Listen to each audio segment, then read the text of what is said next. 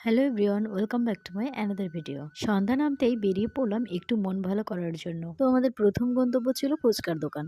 গরম গরম ফুচকা আর টকঝাল পানি এক কামড়ে সন্ধ্যার ক্লান্তি উধাও। যদিও আমার এক প্লেট ফুচকায় মন ভরে না, তবুও আর কি করার, সবাই মিলে গেছি, এজন্য খাওয়া দাওয়াটাও সংক্ষেপ করলাম।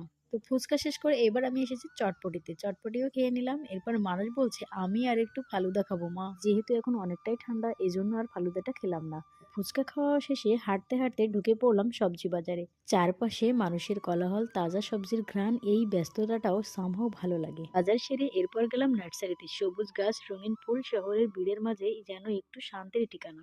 নার্সারি থেকে ফেরার পথে মানুষ নিজেকে আর আটকাতে পারলো না, তাই ওর সাথে সাথে চেষ্টা করলাম এক স্কুপ আইসক্রিম দিয়ে। বলা যেতে পারে ঠান্ডা মিষ্টি স্বাদে দিনটার পারফেক্ট এন্ডিং হলো আজ। আর এভাবেই ছোট ছোট মুহূর্তে সুন্দর হয়ে ওঠে একটা সন্ধ্যা। ব্যস্ততা থাকবেই, তাই বলে কি নিজেকে সময় দেবো না? এই জন্য